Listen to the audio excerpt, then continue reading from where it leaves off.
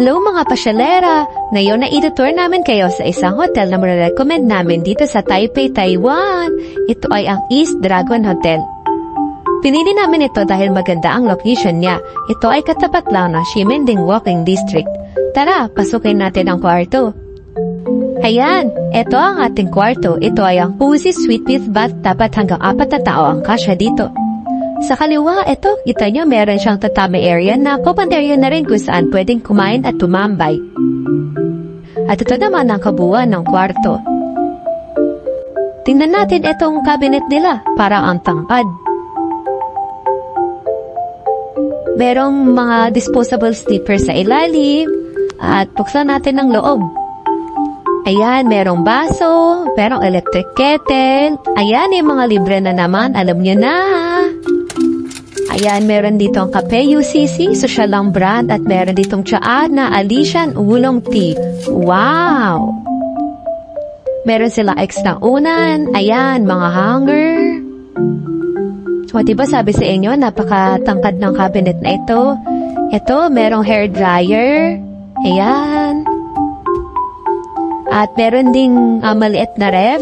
Ito, buksan natin. Baka dito sa kabila ay dito. Ay, hindi rin, ayaw mo bukas. Sige na nga, wag na lang.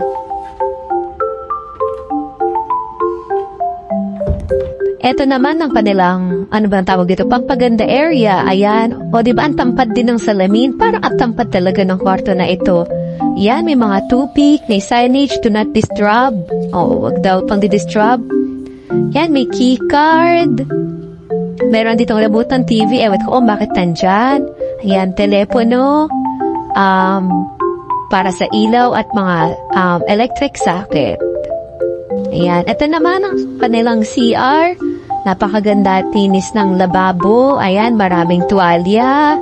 May body towel at face towel. Meron din mga baso. Ito naman ang bathtub. Kasi nga cozy suite with bathtub ang tawag. Ayan. Ito ang bathtub. Oo nga, diba bathtub? At ito naman, meron ditong kasabang, tignan natin kung anong nakasulat. Shampoo, saka, siguro naman body wash ito, diba? Shower gel, ayan, kaya kailangan bumili ng conditioner. Ito ang ating kwarto, 2 ang kama, pwede ang 2 sa tig-isang kama, dahil pang-4 talaga ang kwarto na ito. At ito naman ang magandang ilaw.